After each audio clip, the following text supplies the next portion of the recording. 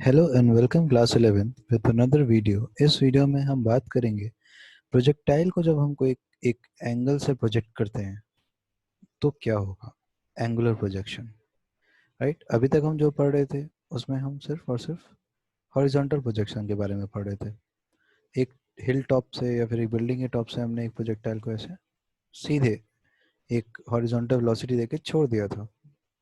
अब हम पढ़ेंगे, अगर हम नीचे हैं और हम जो पत्थर फेंकते हैं ना एक दूसरे के कहीं पे खेल खेल में, वो पत्थर फेंकने वाले सिस्टम की हम पढ़ाई करने वाले हैं। वो पाथ जो होता है वो पैराबोला होता है, सब कुछ हम जानेंगे इसी टॉपिक के अंदर।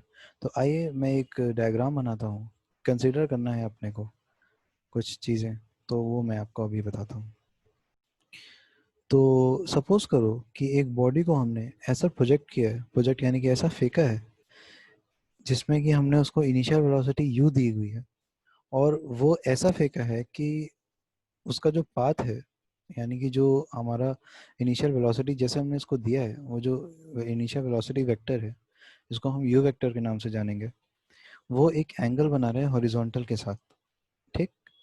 अब जब वो एक एंगल हॉरिजॉन्टल के साथ बना रहा है तो ऑब्वियसली वो जो यू वेक्टर है उसके दो रेक्टेंगुलर कंपोनेंट्स होंगे, एक कॉस थीटा कंपोनेंट, एक साइन थीटा कंपोनेंट। और आप जानते हो जो एंगल्स के साथ वाला होता है उसको हम कॉस थीटा कंपोनेंट बोलते हैं, और उसके अलावे वाले को जो उसका ऑल्टरनेट होता है उसको हम साइन कंपोनेंट बोलते हैं। तो आइए एक एक करके देखते हैं। मैं डायग्राम जैसे बनाऊंगा आप लोगों को वैसे ही क्लियर हो जाएगा। जैसा कि आपको ये डायग्राम दिख रहा है सामने, एक ऑब्जेक्ट है, ऊपर की एक्सिस कौन सी होती है, वाई एक्सिस, और बगल वाली जेड एक्सिस, तो हम नाम दे देते हैं इसको। ये हमारी हो जाएगी एक्स एक्सिस, और ऊपर वाली हमारी है वाई एक्सिस, तो उसको भी हम एक नाम दे देते हैं। ओके, सपोज हमारा ये तो काम हो गया ख़त्म। अब अब हम समझते हैं हमारा टॉपिक क्या कहता है। टॉपिक ये कह रहा है कि आपने एक कोई भी ऑब्जेक्ट को ऐसा प्रोजेक्ट किया जहाँ पे आपने उसको इनिशियल वेलोसिटी u, ये है u, ठीक है, इस वेलोसिटी से प्रोजेक्ट किया, और वो वेलोसिटी वेक्टर जो है अपने हॉरिजॉन्टल के साथ कितना एंगल बना रही है, थीटा एंगल बना रही है। तो अब आप बहुत अच्छे से जानते हो इसके रेक्टेंगुलर कंपोनेंट बनेंगे दो, एक बनेगा कॉस थीटा कंपोनेंट, एक बनेगा साइन थीटा कंपोनेंट। अब बहुत ही अच्छे से आप लोग बता सकते हो कौन सा होगा कॉस थीटा और कौन सा साइन थीटा कंपोनेंट होगा। ऑब्वियसली जो एंगल के साथ वाला है वो क्या होता है, वो बन जाएगा यू कॉस थीटा। जैसा कि मैं थीटा लिख नहीं सकता, but I can write it in words. Theta draw नहीं कर सकता, but I could write in words, तो मैंने वर्ड्स में लिख दिया। अब आप लोग को बखूबी पता है कौन सा यू कॉस थीटा, और ये कौन सा है, ये है you sine theta.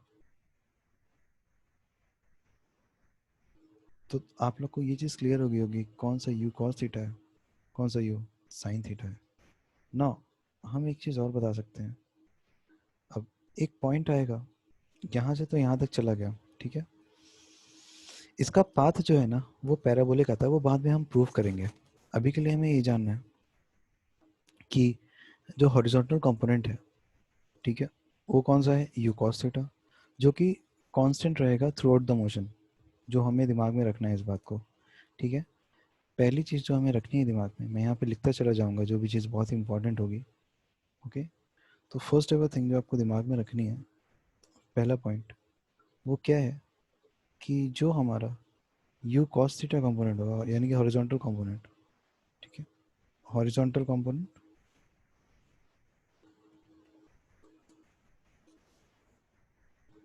Horizontal component यानी कि हमारा you cos theta, horizontal component यानी कि हमारा यू कॉस थीटा। तो यू कॉस थीटा कहाँ चला गया हमारा, ब्रैकेट में लिख लेते हैं यहाँ पे, यू कॉस थीटा। ओके, ये यू कॉस थीटा हमारा क्या हो जाएगा, दिस विल रिमेन कांस्टेंट पूरे मोशन के टाइम पे, मतलब थ्रू आउट द मोशन जो हो रहा है वो कॉस थीटा कंपोनेंट कांस्टेंट ही रहेगा, ठीक है, will remain constant through out the motion. ये तो है आपका पहला पॉइंट। ओके, दूसरे पॉइंट की बात कर लेते हैं जिसको कि हमें कंसिडर करके चलना है।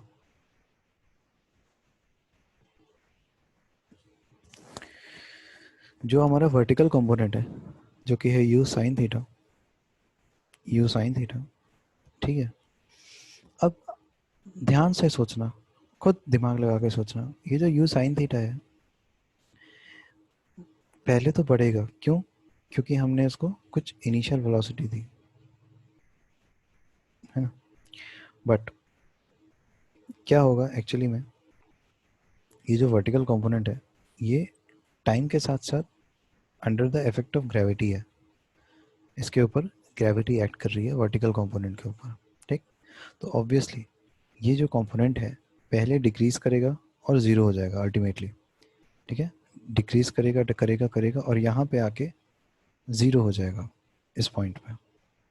अभी ये पूरा प्रोजेक्शन हम देखेंगे, ये जो पॉइंट हम इसको ओ नाम दे देते हैं, यहाँ से हमारा मोशन इनिशिएट हो रहा है तो उसको हम ओ नाम दे देते हैं इस पॉइंट को, ठीक है।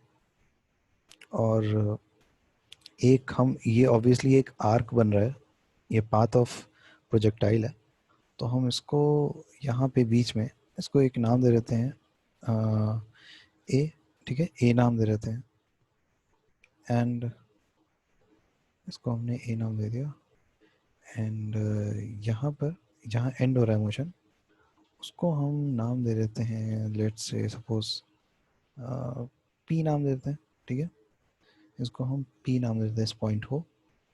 तो ये पूरा हमारा क्या रिप्रेजेंट कर रहा है, basically path of projectile O A P, ठीक है। जो ओ ए पी है ये हमारा पूरा पाथ रिप्रेजेंट कर रहा है। आप बी भी ले सकते हो, कोई भी आपको जो आपकी जो आपको लेटर अच्छा लगता हो वो ले सकते हो। मैंने ओ ए पी ले लिया, ओके। सो पहली चीज़ क्या थी हमारी, हॉरिजॉन्टल कंपोनेंट हमेशा कांस्टेंट रहेगी। दूसरी चीज़, द वर्टिकल कंपोनेंट जो कि आपका यू साइन थीटा है ये चेंज करेगा, टाइम के साथ साथ चेंज होगा, ठीक है, under the effect of gravity. So ये जो कंपोनेंट है पहले डिक्रीज होगा और फिर ज़ीरो हो जाएगा। ज़ीरो कहाँ पे होगा, हाईएस्ट पॉइंट पे जो कि हमारा ए है, ठीक है। ये हाईएस्ट पॉइंट है, आप ईटा फेंकते हो, एक हाईएस्ट पॉइंट अचीव होता है, उसके बाद फिर ईटा वो नीचे गिरने लगता है, ठीक। तो ये जो ए है हाईएस्ट पॉइंट, तो जिसका जो आपका वर्टिकल कंपोनेंट है ये डिक्रीज होते होते यहाँ तक जाएगा। इनिशियल वेलोसिटी आपने दी ऑब्वियसली। अब इनिशियल वेलोसिटी ये जो इस इनिशियल वेलोसिटी का जो वर्टिकल कंपोनेंट है वो कम होते होते पॉइंट ए तक जाएगा और अल्टीमेटली ए पे ज़ीरो हो जाएगा, ठीक है। पॉइंट ए पे ज़ीरो हो जाएगा, उसके बाद फिर से बढ़ना स्टार्ट होगा क्योंकि ग्रेविटी लगेगी और नीचे आएगा वो, तो बढ़ना स्टार्ट हो जाएगा उसकी वेलोसिटी। हाईएस्ट पॉइंट के बाद वो क्या करेगा, वो इंक्रीज होगा और तब तक इंक्रीज होगा जब तक वो इस ग्राउंड को हिट ना कर दे। ये जो पॉइंट पी है ये क्या है, ओ भी ग्राउंड है, पी भी ग्राउंड है, तो पॉइंट पी को टच करेगा यानी कि ग्राउंड को टच करेगा, तब तक ये जो आपका पॉइंट ए के बाद जो आपका वर्टिकल कंपोनेंट है वो बढ़ता जाएगा। Is it clear? यहाँ से स्टार्ट होगा, घटता जाएगा, ज़ीरो होगा, देन बढ़ता जाएगा यहाँ तक। और ऑब्वियसली यहाँ पे आके अगर ग्राउंड से टच हो जाएगा तो वो तो ज़ीरो ही हो जाएगा। Is it clear? ओके, तो मुझे यही बताना था आप लोगों को। तो ये जो हमारा सेकंड पॉइंट है उसको हम क्या लिखेंगे, इसको हम कैसे लिख सकते हैं, वर्टिकल कंपोनेंट, वर्टिकल कंपोनेंट यानी कि यू साइन थीटा, मैं लिख नहीं रहा हूँ, ये इसके साथ क्या होगा, दिस इस will change with time under the effect of gravity। थोड़ा सा elaborate करेंगे, क्या लिखेंगे, it will decrease and ultimately becomes zero at highest point A, then it will increase up till it reaches a the ground at P। समझ में आ गया दोनों चीज? चलो, और क्या बात हमें ध्यान में रखनी है इसके बाद? So under the combine effect of the above two components, यानी कि दोनों कंपोनेंट के जो कंबाइन इफेक्ट होगा, ये जो बॉडी एक पाथ फॉलो करेगी, और वो पाथ कैसा होगा? पैराबोलिक होगा, ठीक है, जिसको हम ओ ए पी के जानते हैं, ठीक है। तो हम क्या लिख सकते हैं? अंडर द कंबाइन इफेक्ट, जैसे पिछले वाला पढ़े थे वैसे ही पढ़ेंगे। Under the combine effect of above two components, the path of the object projected will become parabolic. कैसा हो जाएगा? पैराबोलिक। आप लोग को पता है ना पैराबोला कैसा होता है ना? बस ऐसे यू शेप का, ठीक, थोड़ा सा ऐसा, मतलब यू और वी के बीच का, ऐसा समझ लो, ऐसा। This is parabola. ओके, अभी आप लोग क्लास 11th में मैथमेटिक्स जो लोग लेंगे, वो लोग पैराबोला का पूरा इक्वेशन पढ़ेंगे, कोनिक सेक्शंस। वो एक अलग ही चैप्टर है, बहुत बड़ा चैप्टर है। उसमें अलग अलग सेक्शंस के इक्वेशंस, जैसे लाइन की इक्वेशन होती है, लाइन की इक्वेशन पढ़ोगे कैसे लिखते हैं, है ना, स्ट्रेट लाइन की इक्वेशन, कोऑर्डिनेट ज्योमेट्री बहुत ज़्यादा है 11th में, वो आप लोग पढ़ोगे। कोन की इक्वेशन, सिलेंडर की इक्वेशन, सारा कुछ आप पढ़ोगे। So let's continue in this. तो इक्वेशन अब हम इसमें हम निकालेंगे equation of trajectory of a projectile, ठीक है। इसके बाद जो हमें निकालना है, वो निकालना है, जो हमारा पढ़ना है पॉइंट है, क्या है? Equation of trajectory of the projectile. इस प्रोजेक्टाइल का हम जो पाथ फॉलो हो रहा है उसकी हम इक्वेशन निकालेंगे। तो कैसे निकालेंगे? चलो देखते हैं। Suppose the body reaches the point P। एक कोई हम पॉइंट B, हम एक कोई B पॉइंट ले लेते हैं, ठीक है, एक कोई हम B पॉइंट ले लेते हैं after time T।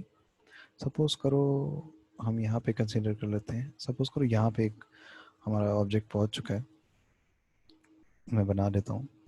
After time T, मतलब स्मॉल t के बाद, अपना जो ऑब्जेक्ट है वो यहाँ पहुँच चुका है, सपोज कर लो यहाँ पहुँच चुका है। उसके बाद हमें क्या करना है? यहाँ पे इसकी वेलोसिटी सपोज करो स्मॉल v है। कितनी है? Small v। तो बना लेते हैं यहाँ पे वेलोसिटी वेक्टर, ये समझ लो ऐसा, स्मॉल v टेंजेंट होता है, बिल्कुल टेंजेंशली जो होगा वही करेंगे। ओके, स्मॉल v है वेलोसिटी इसकी। Is it clear? ऐसी, ठीक। तो स्मॉल v वेलोसिटी बच्चा, एंड उसके बाद ये सपोज करो कि जो उसका हॉरिजॉन्टल के साथ एंगल बन रहा है, हॉरिजॉन्टल के साथ जो उसका, जैसे यहाँ थीटा है, ऐसे इसका हॉरिजॉन्टल के साथ जो एंगल बन रहा है इस समय कुछ ऐसा बीटा एंगल मान लो, ठीक। तो बना लेते हैं उसका, इसका एक हमारा हॉरिजॉन्टल कंपोनेंट ऐसा आएगा, ठीक है, ऐसा आएगा हॉरिजॉन्टल कंपोनेंट, छोटा सा बनाते हैं। और ऐसा एक वर्टिकल कंपोनेंट आएगा ऊपर की तरफ, आएगा नहीं आएगा? आएगा, ठीक है। एंगल कितने हैं यहाँ पे? ये जो एंगल है ये सपोज हमारा बीटा है, ठीक है। कौन सा एंगल है? बीटा, ठीक, बीटा एंगल है। एंड ये हमारा जो कंपोनेंट है ये स्मॉल v है, कंपोनेंट कह रहे वेक्टर स्मॉल v है। तो अब बताओ इस वेलोसिटी वेक्टर v का जो हॉरिजॉन्टल कंपोनेंट है ये क्या हो जाएगा? ये हो जाएगा v cos बीटा, है ना, v cos बीटा हो जाएगा। इसको यहाँ ले आओ आप, इसको यहाँ पे लो, एंड ऊपर वाला क्या हो जाएगा जल्दी से बता दो। Very good, v sine, capital V नहीं स्मॉल वी, साइन बीटा। ठीक, ये बीटा वर्ड्स में लिखा है, क्या होगा वो तो आपको बखूबी पता है। चलो, इतनी कहानी क्लियर हुई। ठीक, बिल्कुल क्लियर है। इस पॉइंट को हम नाम दे रहे थे, इस पॉइंट को हम पॉइंट बी मान लेते हैं, बी। ठीक है, पॉइंट बी मान ले रहे हैं, जिसका कि हमारा अगर हम कोऑर्डिनेट्स की बात करें, इसका कोऑर्डिनेट क्या हो जाएगा, एक्स कॉमा वाई मान लेते हैं। ठीक है, इसको एक्स कॉमा वाई मान लेते हैं। चलो ठीक, सपोज करो, इतना बात आप दिमाग में लेकर के चलो। ओके, ये तो नीचे और इसको नीचे। ठीक है, अच्छा वी कॉस बीटा को थोड़ा सा हम और ऐसा ले जाते हैं। ठीक है, ये वी कॉस बीटा है और ये एक पॉइंट बी है एक्स वाई। ठीक, अब क्लियर तुम लोग को दिख रहा होगा साफ साफ सब कुछ। ठीक है, चलो अगर ये सारी चीज़ें क्लियर हैं तो हम और आगे बढ़ते हैं। 1 मिनट। ओके चलो, नाउ अब ये सपोज करो, इसका जो हमारा वी कॉस बीटा और वी साइन बीटा वहाँ पे, तो वी कॉस बीटा को हम वी एक्स भी मान सकते हैं कि नहीं मान सकते? बिल्कुल मान सकते हैं ना, बिल्कुल मान सकते हैं। तो इसको हम वी एक्स भी लिख सकते हैं। तो वी कॉस बीटा अगर नहीं लिखना है तो आप वी एक्स भी लिख सकते हो बेटा। ये तो वी कॉस बीटा है, तो बहुत ही सिंपल चीज़ है। इसको आप वी एक्स लिख सकते हो, हॉरिजॉन्टल कंपोनेंट वेलोसिटी का, वी वेलोसिटी का। और इसको आप क्या लिख सकते हो, इसको आप लिख सकते हो वी वाई। ठीक, क्या लिख सकते हो आप इसको, V Y. Vertical component velocity vector का, कौन सी वेलोसिटी, अभी तो फाइनल वेलोसिटी मान के चलना है इसको। ठीक, चलो तो आफ्टर टाइम टी, मतलब टी स्मॉल टी टाइम बीता, ये जो हमारा ऑब्जेक्ट यहाँ पे था, हमने इसको फेंका था यू वेक्टर से, यू वेलोसिटी इनिशियल वेलोसिटी से, ये कहाँ पे आ चुका है, ये आ चुका है यहाँ पे आफ्टर टाइम टी। और उस केस में हमारा जो हॉरिजॉन्टल है उसका बीटा एंगल बन रहा है, एंड हमने उस वी वेक्टर का कंपोनेंट्स को रिजॉल्व किया है। ठीक, अभी तक हमने इतना किया।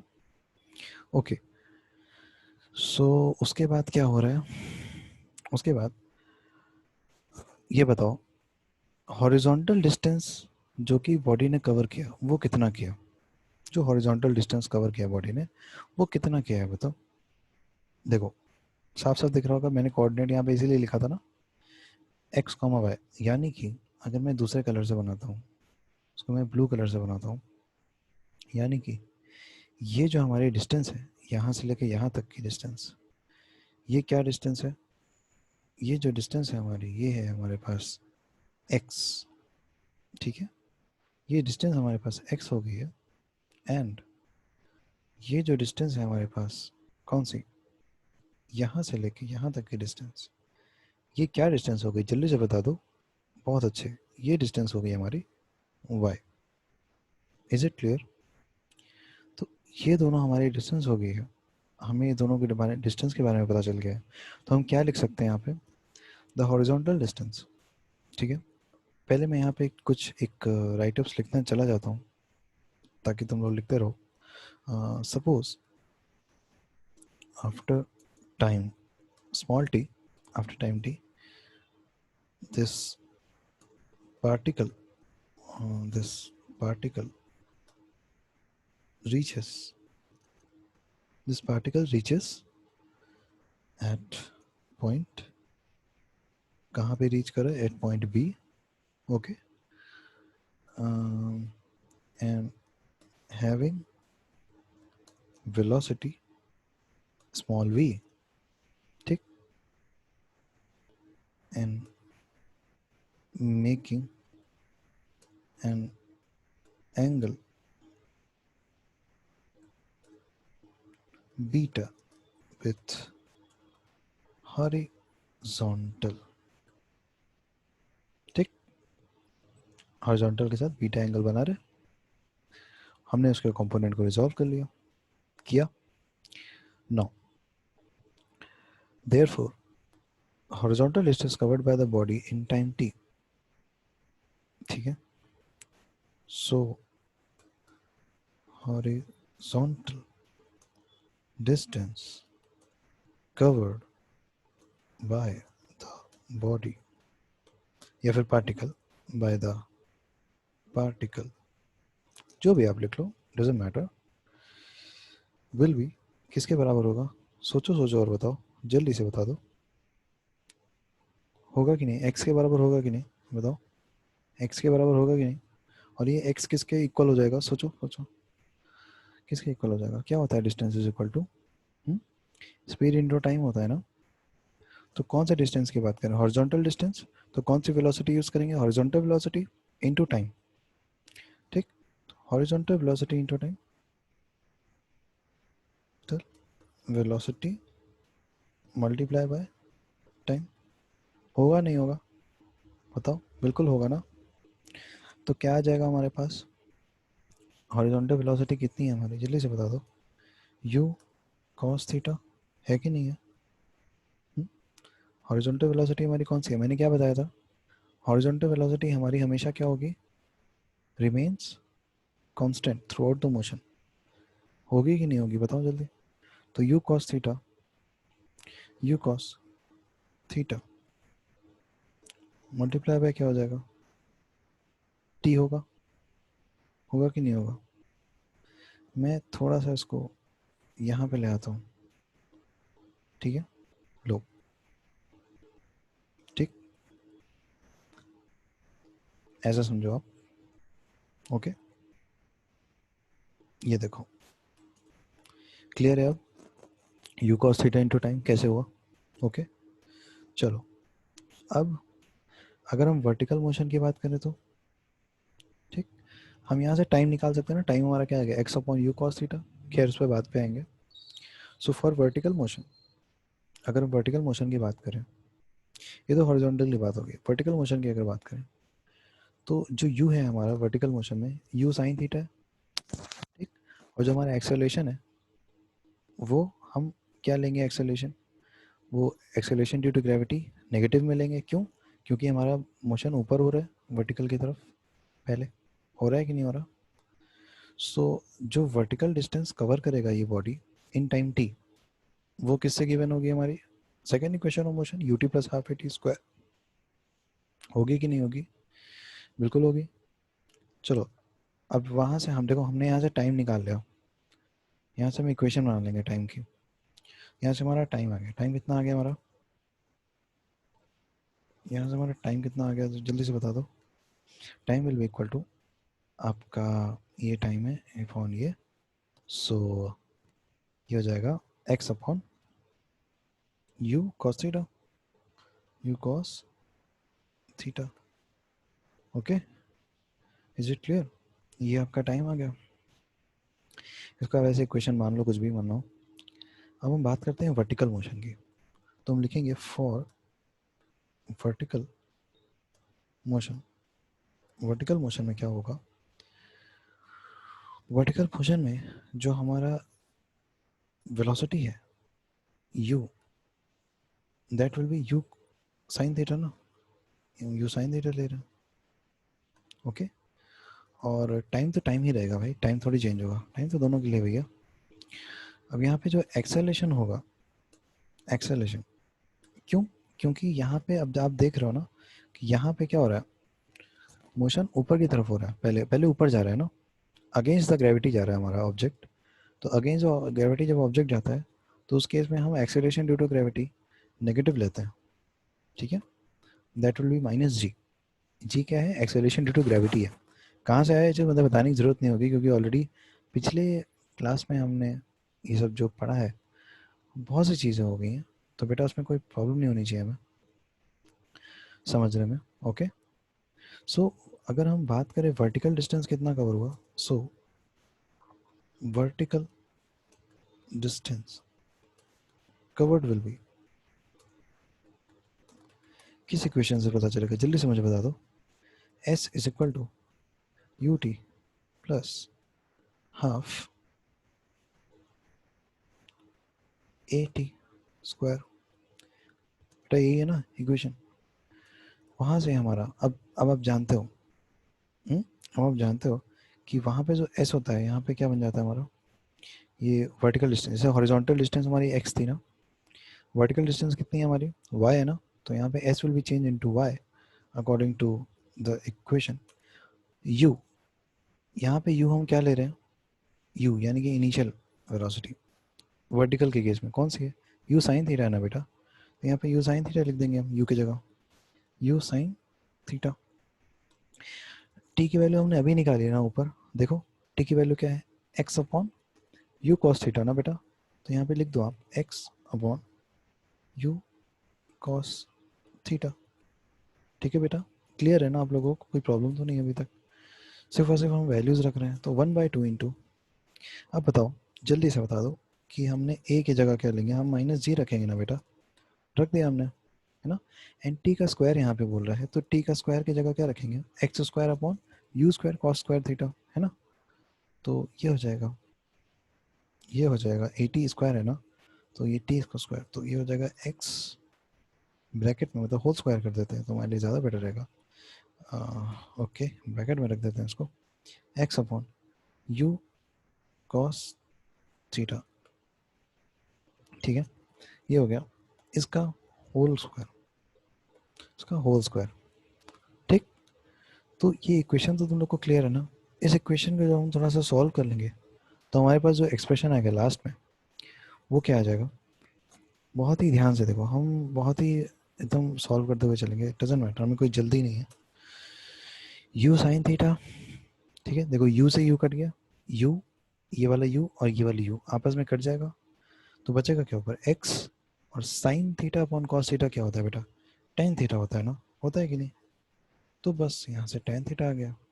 ओके, प्लस लगाते हैं 1/2, ओके 1/2, या फिर हम इसको, अच्छा ये प्लस तो नहीं आएगा, यहाँ वाला माइनस ले लेते हैं डायरेक्ट, तो ये हो जाएगा माइनस, ठीक है, माइनस जी, जी हो जाएगा यहाँ पे, जी, जी इंटू एक्स का स्क्वायर हो जाएगा, ठीक है, जी इंटू एक्स का स्क्वायर हो जाएगा क्योंकि एक्स का स्क्वायर है, अपॉन में you square cos square theta हो जाएगा, ठीक है, टू भी आएगा साथ में, अपॉन में आ जाएगा टू इंटू यू का स्क्वायर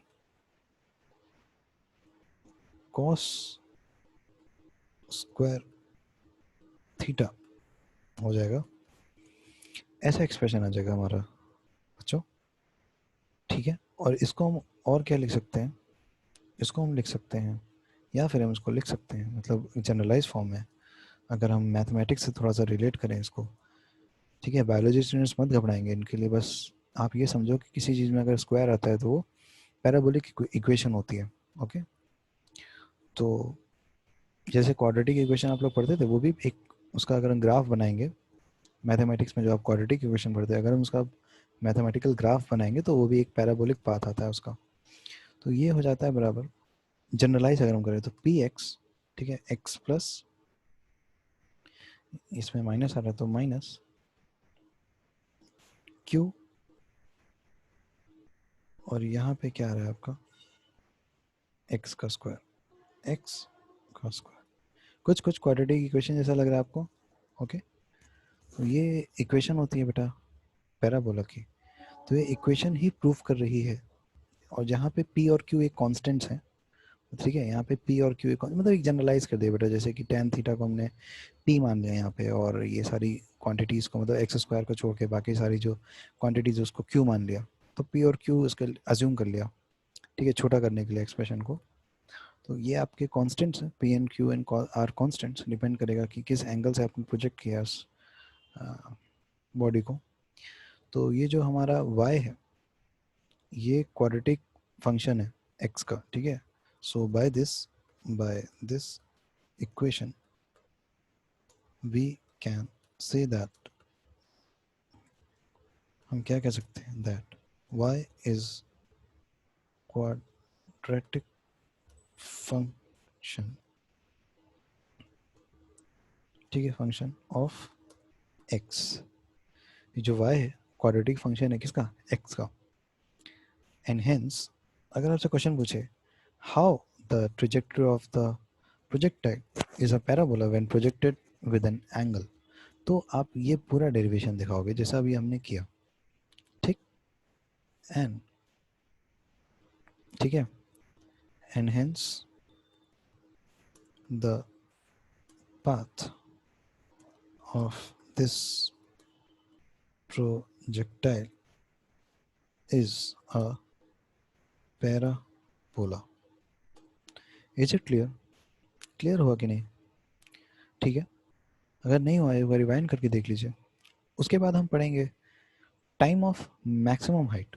मैक्सिमम हाइट कहाँ पे होगी, खुद सोचो, ध्यान लगाओ और बताओ मैक्सिमम हाइट कहाँ मिलेगी हमको।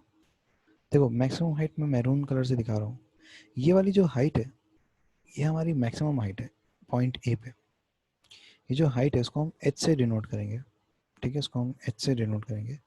ये हमारी है मैक्सिमम हाइट जो कि एक ई वाला जो प्रोजेक्टाइल है वो अचीव कर सकता है।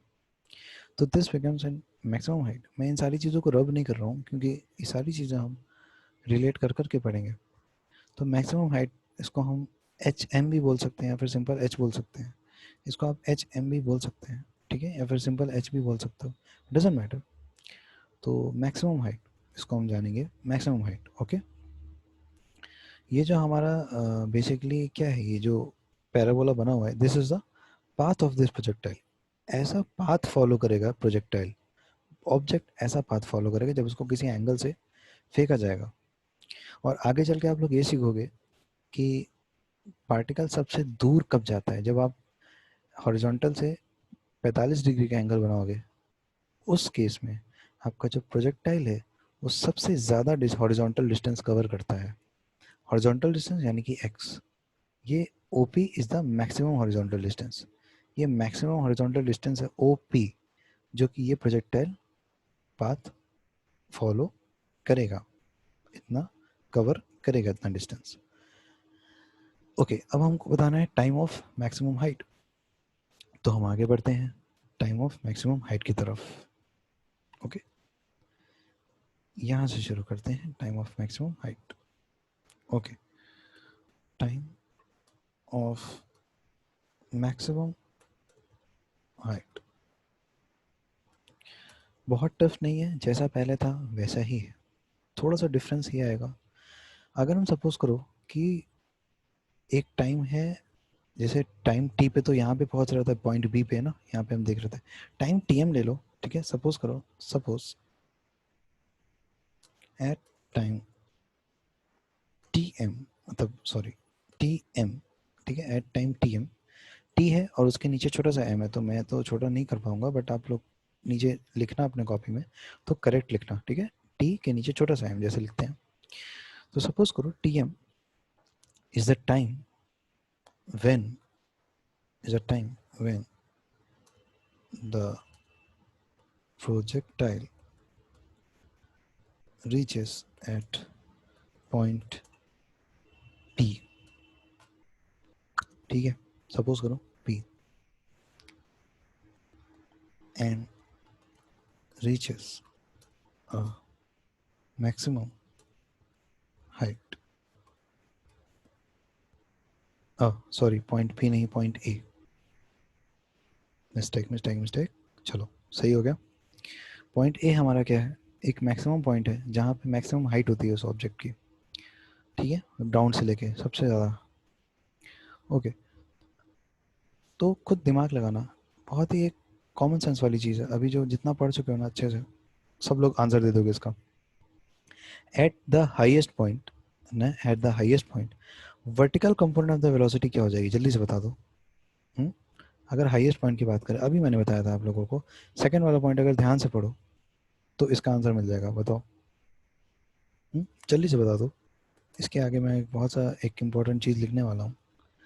तो एट हाईएस्ट पॉइंट, ठीक है, at highest point the vertical component of velocity is equal to कितना होगा, जल्दी से बताओ।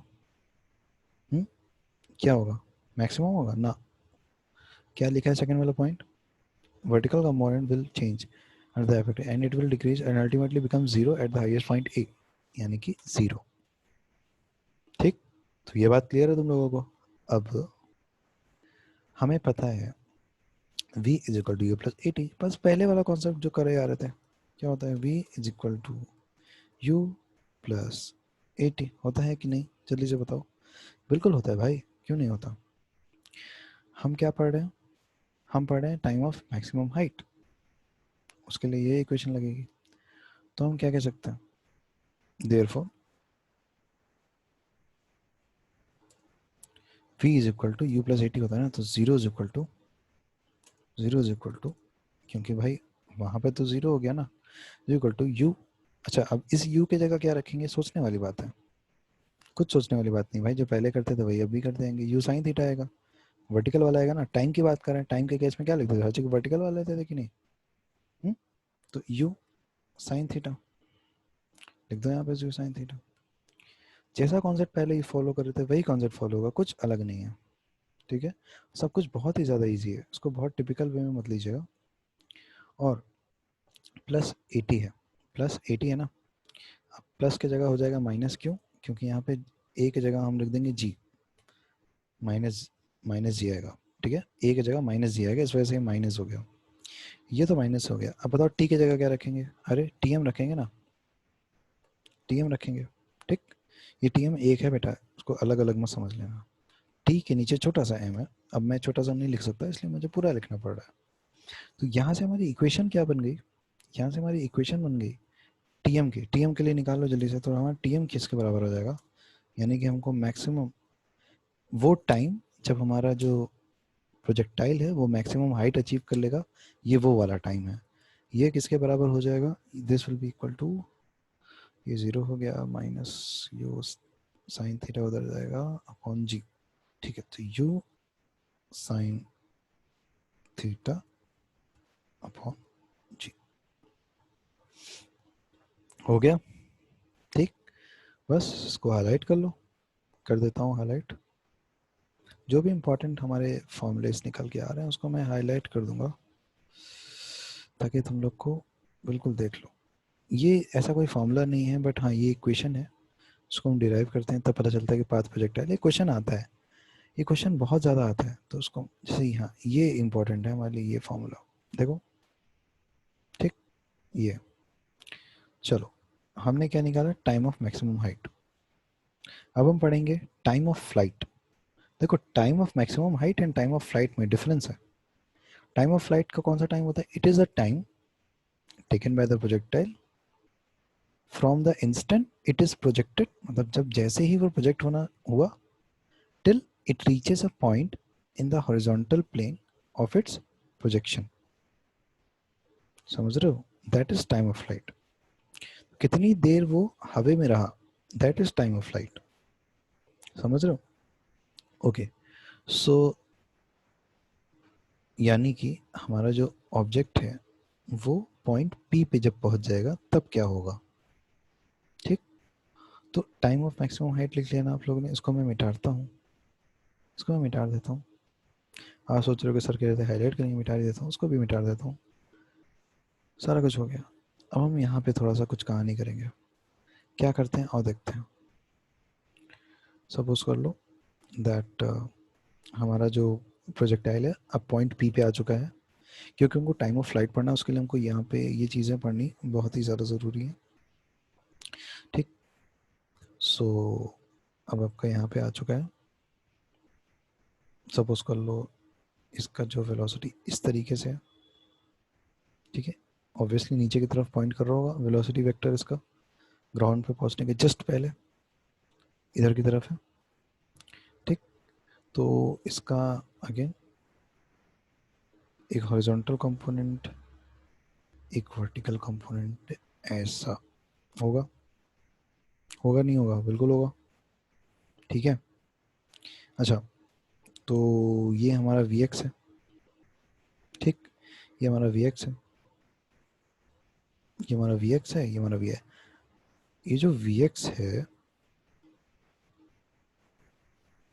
वी एक्स यानी कि horizontal component of the velocity, ये वी एक्स, ये वाला, ये वी एक्स किसके बराबर होगा, याद करो एक इम्पॉर्टेंट पॉइंट है, सबसे पहली वाली लिखी हुई थी, जो हॉरिजॉन्टल वेलोसिटी होगी वो हमेशा पूरे all over the motion, through out the motion constant होगी, जो कि किसके बराबर है, u cos थीटा के बराबर। ठीक, तो ये अगर हमारा वी एक्स मान लो, देखो ये v है, पहले तो इसको मान लो ये v है। ठीक, यहाँ वाली कहानी अभी भूल जाओ, यहाँ पे आ चुका है प्रोजेक्टाइल अगेन, ये v है। ठीक, ये हमारा हो जाएगा वी एक्स, वी एक्स, ये वी एक्स इसके बराबर होगा u cos थीटा के, क्योंकि हॉरिजॉन्टल वेलोसिटी हमेशा होती है constant in case of this. ठीक, ये हो गया। और इसका जो वर्टिकल कंपोनेंट होगा ये किसके बराबर होगा, ये होगा u sin थीटा। ठीक, क्या होगा, u sin थीटा। देखो ध्यान से सुनना, the body reaches at point, कहाँ पहुंच चुके हैं, पॉइंट पी पे पहुंच चुका है। ठीक, after the time of flight t F, suppose करो हम टाइम ऑफ फ्लाइट पढ़ने वाले हैं, तो लिख देते हैं पहले टाइम ऑफ फ्लाइट, यानी कि वो वाला टाइम जब तक ये, जितने टाइम तक ये हवा में रहा। तो हाँ, इसको the body reaches the point P, particle पढ़े तो पार्टिकल ही लिखते हैं, particle reaches the point P, particle reaches the point P after the time, time of flight है, सिंपल टी हम लोग कर चुके थे, उसको हम टी एफ ले लेते हैं, टाइम ऑफ फ्लाइट, इसको टी एफ से डिनोट करते हैं, टी उसके नीचे छोटा सा एफ। ठीक, समझ रहे हो मेरी बात, ओके। यहाँ पे एक चीज़ ये बताओ, जो नेट वर्टिकल डिस्प्ले, अगर हम वर्टिकल डिस्प्लेसमेंट की बात करें, देखो टाइम ऑफ फ्लाइट बताने के लिए हम वर्टिकल वाली चीज़ लेते हैं, तो आप लोग को याद ही होगा। ठीक, अगर हम वर्टिकल की बात करें, सपोज करो वर्टिकल की अगर हम बात करें, तो पार्टिकल जो है एक पॉइंट से जैसे ऊपर उछला, जैसे बॉल है, ठीक है, ये ऐसे ऊपर उछली, ऊपर गई, यहाँ तक पहुँच गई, उसके बाद वहीं से वो नीचे आ गई यहाँ पे ऐसे। तो बताओ वर्टिकल डिस्प्लेसमेंट कितना हुआ इसका, यहीं से स्टार्ट करी थी, ऊपर गई, अभी इसका प्लस कुछ डिस्प्लेसमेंट है, वापस आ रही है, अभी भी डिस्प्लेसमेंट है, वापस आ रही है, अभी भी डिस्प्लेसमेंट है, यहाँ आ गई, डिस्प्लेसमेंट जीरो हो गया ना। डिस्प्लेसमेंट क्या होता है, इनिशियल और फाइनल के बीच का डिस्टेंस, ये तो जीरो हो गया। तो वर्टिकल डिस्प्लेसमेंट कितना है इस बॉडी का, वर्टिकल की अगर हम बात करें वर्टिकली, ये मत देखो कि यहाँ से यहाँ ये तो डिस्प्लेसमेंट ये वाला है, अरे भैया ये हॉरिजॉन्टल डिस्टेंस है। वर्टिकल डिस्प्लेसमेंट कितना है इसका, ये बॉडी ऊपर गई, नीचे आ गई, वर्टिकल डिस्प्लेसमेंट इसका यही है, वो कितना है, जीरो। ठीक, तो net vertical displacement covered during the time of flight zero है, तो इसको लिख लो। ठीक है, net vertical displacement during time of flight t f small t f is equal to कितना है बताओ, जीरो। क्यों हो गया, मैंने बताया आप लोगों को, वर्टिकली कोई भी चीज़, कोई भी ऑब्जेक्ट नीचे आप ऊपर फेंके वो नीचे, हम वर्टिकल लेते हैं टाइम ऑफ फ्लाइट के केस में, जैसा कि पिछली बार लिया था हम लोगों ने, कुछ अलग नहीं करेंगे उससे, सेम वही है कॉन्सेप्ट, वो ज़ीरो हो गया हमारा। ठीक, अब हमें पता है ना, ठीक है, हमें पता है क्या, as s is equal to u t plus half a t square, u t plus half a t का स्क्वायर, ये स्क्वायर। ठीक, ये बात सबको क्लियर है। उसके बाद अब क्या हो जाएगा हमारा, वर्टिकल डिस्प्लेसमेंट तो ज़ीरो ही है, तो एस के जगह क्या हो जाएगा, ज़ीरो, होगा कि नहीं होगा, बिल्कुल होगा, एस की जगह हो गया ज़ीरो। उसके बाद यू की जगह क्या होगा, अरे बहुत आसान है, यू की जगह क्या हो जाएगा, you sine theta cos theta, अरे साइन थीटा ऑब्वियसली, है ना, यू साइन थीटा, क्योंकि टाइम ऑफ फ्लाइट है, हर चीज़ वर्टिकल वाली लेंगे हम। Okay, into T. अब यहाँ पे टाइम कौन सा आएगा, time of flight t F, ठीक। टी एफ अलग अलग नहीं है, टी एफ सेम है, ठीक है, एक ही चीज़ है। उसके बाद 1/2, आए हाय ये हो गया। अच्छा अब बताओ ए की जगह क्या रखेंगे, जल्दी से सोचो बताओ, ए की जगह क्या रखेंगे हम। वर्टिकली की बात कर रहे हैं ना, कितना हो जाएगा बताओ, माइनस जी रखेंगे कि नहीं ए की जगह पे, ठीक है।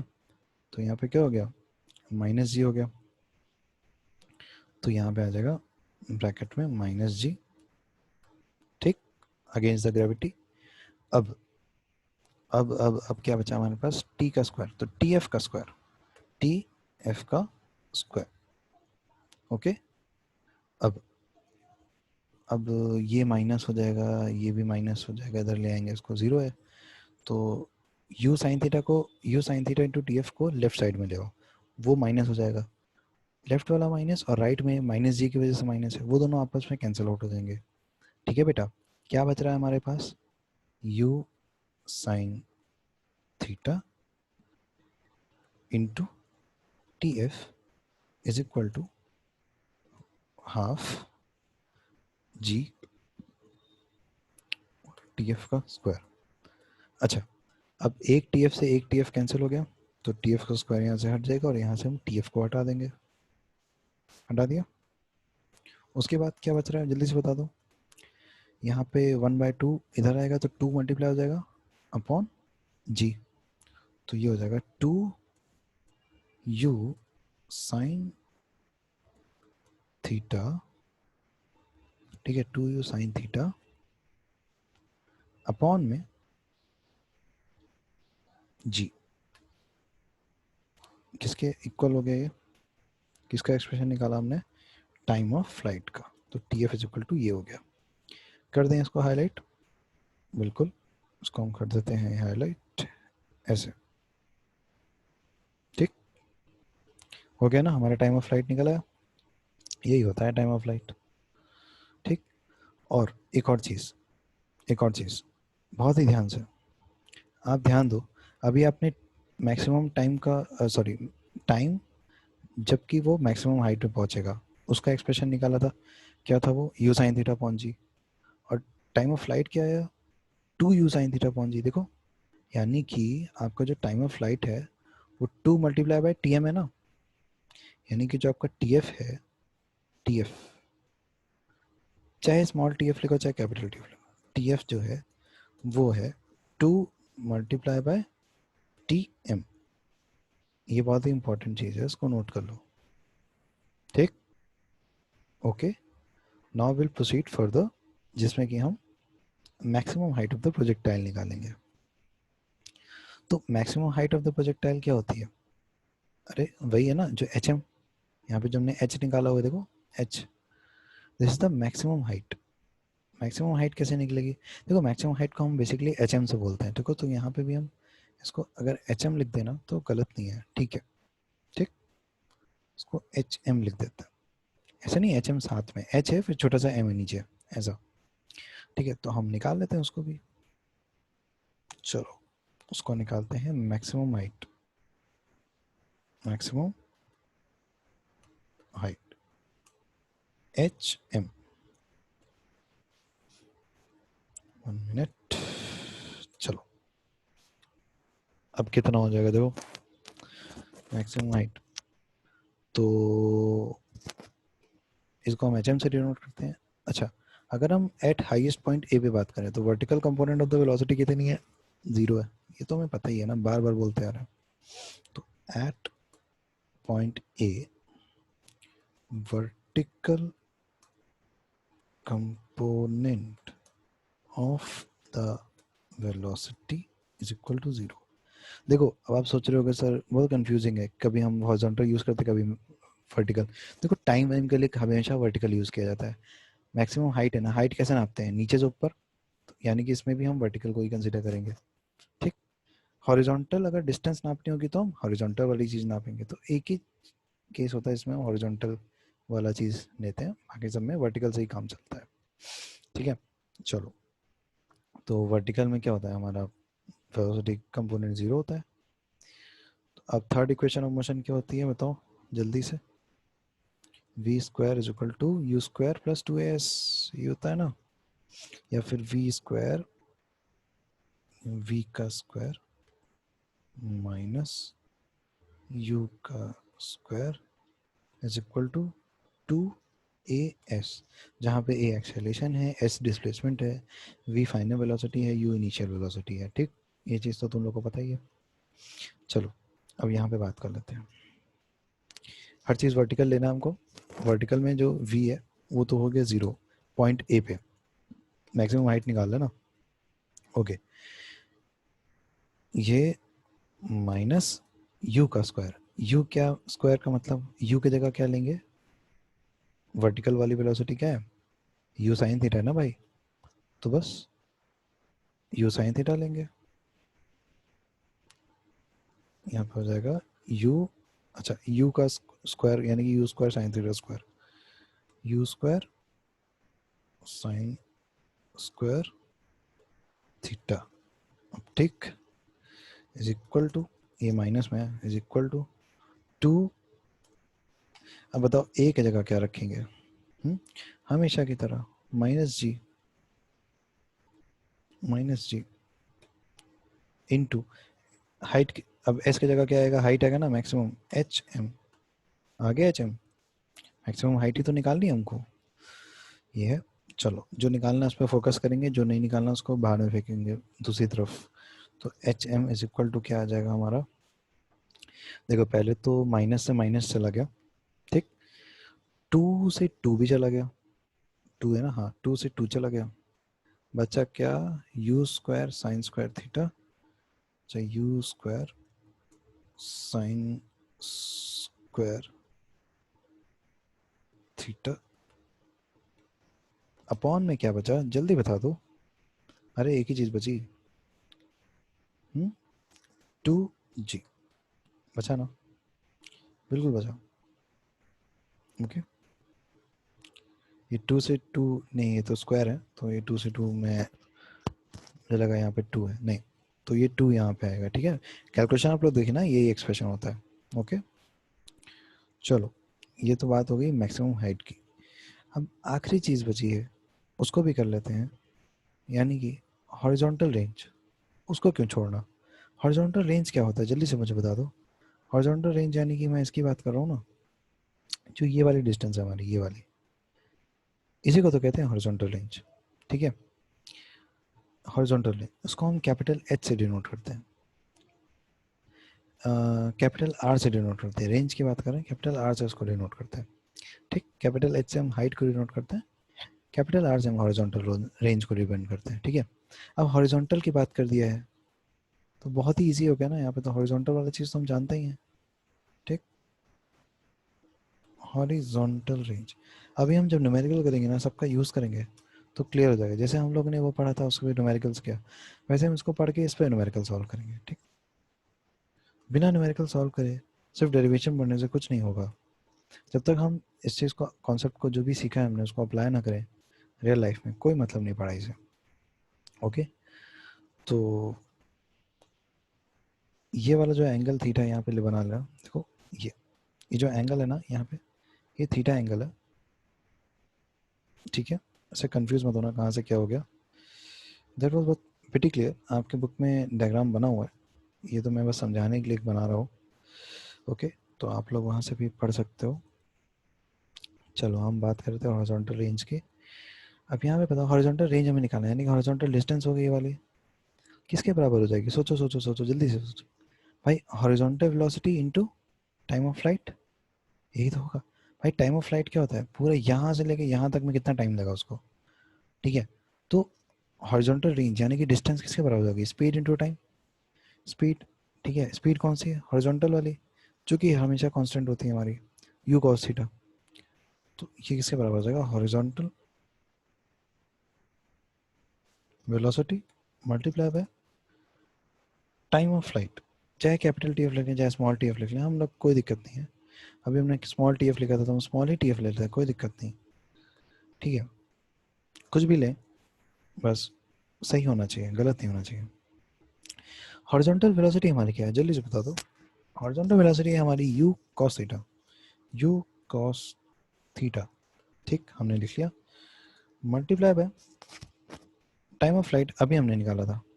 टाइम ऑफ फ्लाइट कितना है हमारा, 2u साइन थीटा अपॉन जी, 2u साइन थीटा अपॉन जी। बिल्कुल, बहुत अच्छे, यही है। ओके, तो अब आप लोग सामने देख पा रहे होंगे ये किस तरीके से हमारा एक्सप्रेशन ऐसा बना हुआ है।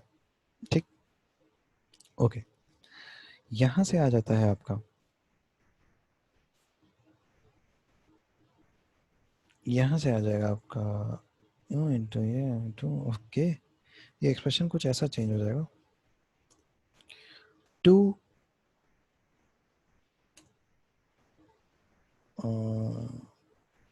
यू बाहर लिखते हैं पहले, ताकि हम थोड़ा सा ट्रिग्नोमेट्रिक कॉन्सेप्ट लगा पाए। अच्छा, ये यहाँ पे आ गया यू, और यू का तो स्क्वायर हो जाएगा, पहले पहले सिंपल है ना, यू का तो स्क्वायर हो जाएगा, तो यू का कर देते हैं स्क्वायर, यू का स्क्वायर बचा क्या, यू का स्क्वायर हो जाएगा, फिर 2 sine theta cos theta, 2 sign theta into cos theta. अगर तुम लोगों ने ट्रिग्नोमेट्री थोड़ा सा ढंग से पढ़ा होगा तो याद होगा तुम लोगों को कि साइन 2 थीटा की वैल्यू क्या होती है। साइन 2 थीटा क्या होता है, 2 sign theta into cos theta, यही होता है। यहाँ पे भी तो ये 2 साइन थीटा कॉस थीटा, इसको हम साइन 2 थीटा में कन्वर्ट कर सकते हैं। कर सकते हैं कि नहीं कर सकते, बिल्कुल कर सकते हैं।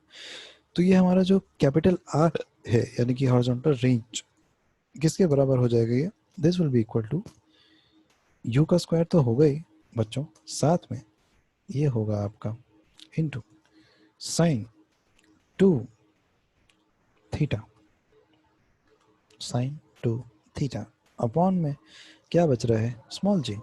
बहुत ही प्यारा एक्सप्रेशन, और हमारा हो गया पूरा सॉल्व। ठीक है, तो इस वीडियो में हम यहीं तक पढ़ेंगे। इसके बाद हम एक इसका कुछ कंडीशंस पढ़ेंगे। वैसे तो कंडीशंस पे जाने की ज़रूरत है नहीं हमें, हम डायरेक्ट क्वेश्चंस भी सॉल्व कर सकते हैं, बट फिर भी कोई बात नहीं है, हम कुछ भी कर सकते हैं ना।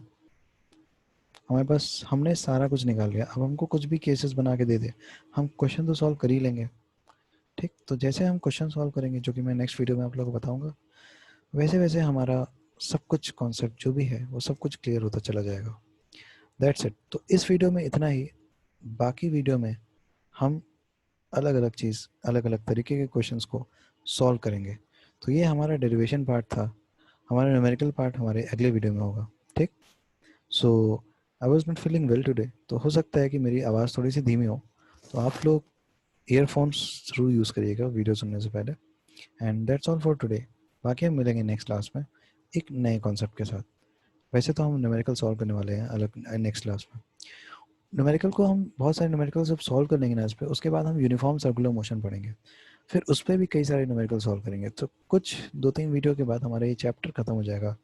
उसके बाद हम पढ़ेंगे force and laws of motion, जो कि काफ़ी बड़ा चैप्टर है, उसमें टाइम लगेगा। ठीक है, okay, thank you class for joining. और इसी तरीके से आप अपने नोट्स को कंप्लीट कर लेना। ठीक, और जितना हो सके उतना प्रैक्टिस करते जाओ क्वेश्चन। बहुत से बच्चे कर रहे हैं, मुझे बहुत अच्छा लगता है, आप लोग क्वेश्चन सॉल्व करो, पूछते हो। ठीक है, मैं, हो सकता है थोड़ी देर में सोल्यूशन भेजूँ, पर मैं अल्टीमेटली सोल्यूशन भेज देता हूँ। मैं चाहता हूँ आप लोग खुद से बहुत ज़्यादा ट्राई करो क्वेश्चन, जितना आप प्रैक्टिस करोगे उतने अच्छे से आप सीख पाओगे। ठीक, कॉम्पिटिटिव के लिए भी प्रिपेयर करिए। All the best for your future.